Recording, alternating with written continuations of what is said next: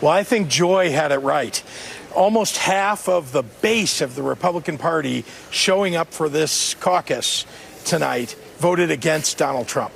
Think about that. I mean, this is the most famous Republican. He's the guy who, basically built the modern Republican Party, the MAGA Republican Party that Democrats are running against. And half the people in that party didn't vote for Donald Trump.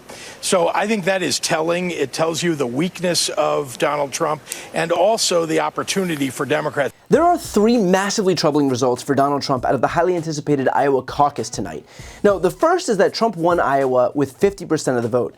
Look, this guy is the presumptive Republican nominee. He's basically running as the Republican incumbent. He literally claims that he never even lost the last election and that he should be president right now. If that's not presenting himself as the incumbent, I don't know what is.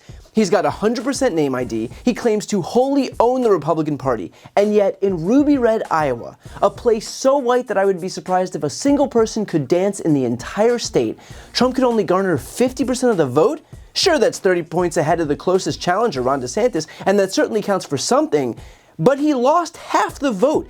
We're being told that he's the second coming of Christ in the Republican Party, and yet he's losing half of all Republican primary-based voters in Iowa? If you can see that and not recognize that there's dissent in the ranks, then you're not paying attention. The second major issue for Trump actually comes from an entrance poll from ABC News asking the question, is Trump fit to be president if convicted? And yes, 64% said that's totally fine, and yes, there is absolutely a rot that has pervaded the Republican Party, but that's actually not the number that grabbed my attention. The number that grabbed my attention is that 31% of Iowa Republican Party caucus goers, the most engaged people in politics, said that a conviction would mean that Trump is not fit to be president. Look, I can't make guarantees, but Donald Trump is going to be convicted in at least one of his 4 criminal trials. Mark my words. And if a third of the Republican base thinks that that is disqualifying, then that is a massive red flag for a guy who needs every single vote he can muster. I mean, hell, even if half of those defections hold until November, Donald Trump is in huge trouble in a race where winning on the margins is everything. Remember, the margin in Georgia was 0.2%. The margins in Arizona and Wisconsin were 0.6%. The margin in Pennsylvania was 0.7%. North Carolina was 1.4%. Michigan and Nevada were 2.6 and 2.7%. These are razor-thin margins, only tens of thousands of votes in certain states. If Trump is losing 30% of Republican voters in the event of a conviction, that would be cataclysmic, and it would effectively end his hopes of winning the presidency. And here's the third blinking red light for Donald Trump. According to the new Des Moines Register poll out of Iowa, largely believed to be the gold standard of polling, 71% of respondents said that they would vote for Trump if the election ends up being Trump and Biden. But 11% said they would vote for Biden. Again, to reiterate my previous point, an 11% defection of Republican base voters away from Trump is massive. Look again at this list of the margins in 2020. We're talking margins of tenths of a point.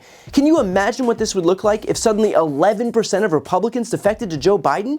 It would wipe away any hope of a victory for Trump in states like Georgia and Arizona and Wisconsin and Pennsylvania and North Carolina and Michigan and Nevada. And look, all of the usual caveats apply. Polling isn't a predictor of what will happen in the future, it's just a snapshot of a moment in time. But this specific moment in time bodes especially poorly for Donald Trump. And keep in mind, Trump's only job here is to expand his coalition. The guy lost by 7 million votes in 2020. If he wants any hope of winning, he'll need to bring more people into the fold. And yet all accounts are suggesting that he's actually shedding the voters whose support should be a given. Perhaps some voters who even voted for him in 2020.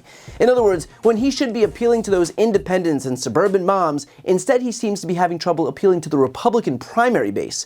Then, of course, there's the Christie factor. Someone who was polling at around 4 to 12% in the Republican primary, depending on the state, all solely predicated on the understanding that Donald Trump cannot be the president of the United States.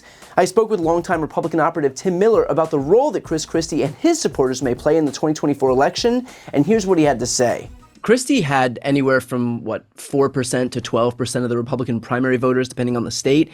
If this campaign was solely predicated on espousing the unique danger posed by Donald Trump and those who facilitate his agenda, and Nikki Haley doesn't win the primary, which she's probably not going to win the primary, is there a world in which Christie could advocate for his supporters, who were only with him because he was the only one willing to tell the truth about the danger of Trump? Could he advocate for them to vote for Joe Biden?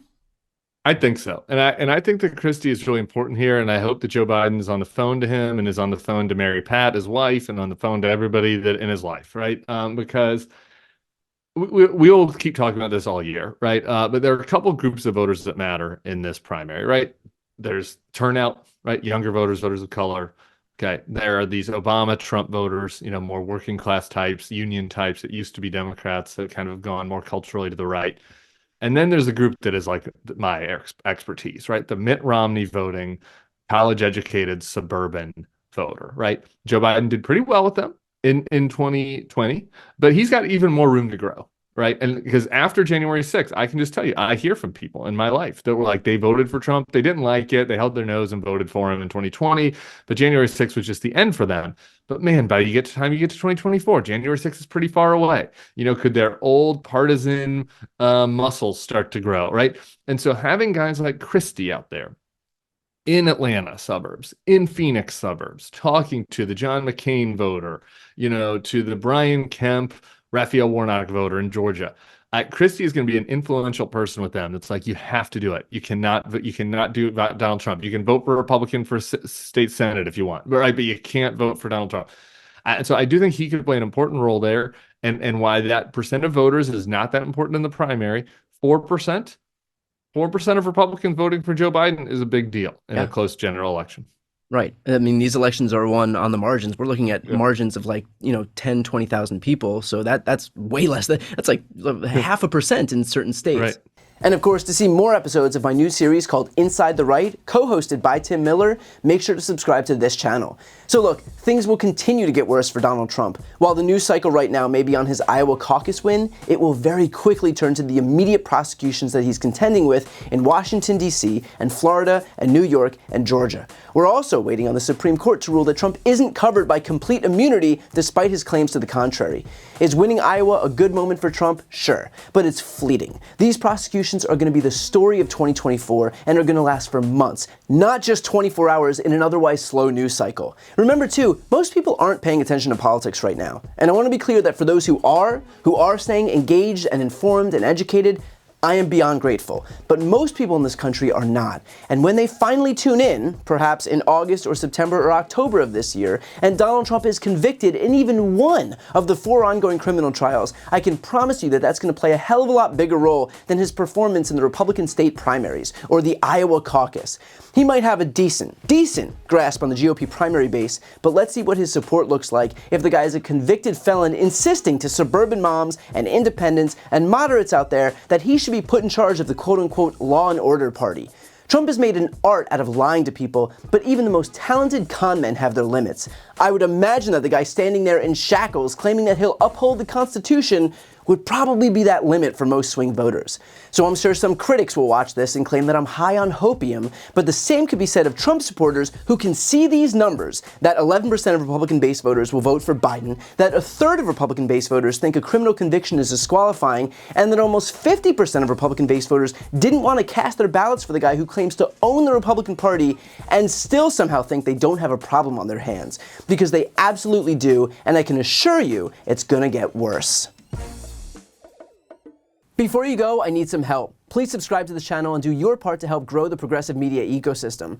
I don't do sponsorships or paid ads, I won't ask for money, but just subscribing to this channel goes a really long way, and it helps get the message out to more people. The subscribe button is right here on the screen. You can also subscribe to my Spanish language channel, which I made to reach those crucial Spanish-speaking voters. That link is on the screen too. And finally, if you want to listen to my audio podcast, you can follow that link as well. Thanks so much for watching.